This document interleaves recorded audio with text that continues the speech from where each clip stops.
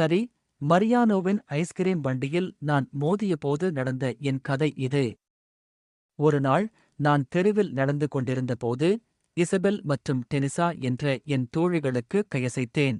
ஆனால் திடீரென்று, நான் குட்டையில் வழுக்கி விழுந்து விட்டேன்.